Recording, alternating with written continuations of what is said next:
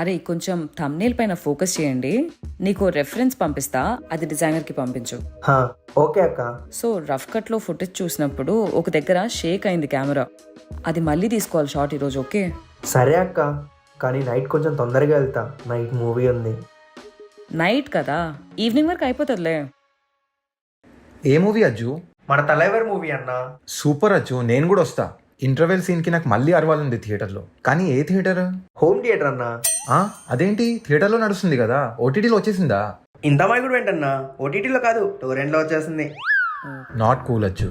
దేనికైనా టాక్ బాగా రాకపోయినా, లేదా నా దగ్గర డబ్బులు లేకపోయినా, లేదా థియేటర్కి వెళ్ళి ఓపిక లేకపోయినా ఇలా పైరేస్ లో చూస్తా అన్న. ఎలాగో మూవీ హిట్, నేను ఇచ్చే 100 రూపీస్ వస్తే ఏంటి పోతే ఏంటి. అరే మనం 10 minutes వీడియోకే ఇంత కష్టపడతాం, అలాంటిది ఒక సినిమా తీయాలంటే ఎంతమంది టెక్నీషియన్స్ కష్టపడతారు. ఒక సినిమా వదిలే, ఆ సినిమాలో ఒక షాట్ తీయడానికి ఎంత సేపు పడుతుంది, ఎంత మంది ఉంటారు. అలాంటిది రజనీకాంత్ గారు ఈ ఏజ్ లో సినిమా తీస్తే నువ్వు పైరస్ లో చూసి డిస్రెస్పెక్ట్ చేస్తావా? అన్ని మెయింటైన్ చేస్తూ ఫైట్స్ కోసం, డాన్స్ కోసం, అసలు డైలాగ్ డెలివరీస్, అసలు ఇవన్నీ ఆలోచించి ఒకసారి.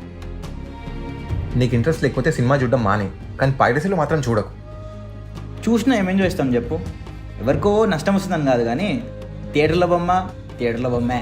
కరెక్టే బ్రో, సారీ. ఇక మీద ఏ మూవీ రిలీజ్ అయినా థియేటర్ ఆర్ ఓటీటీలోనే చూస్తా.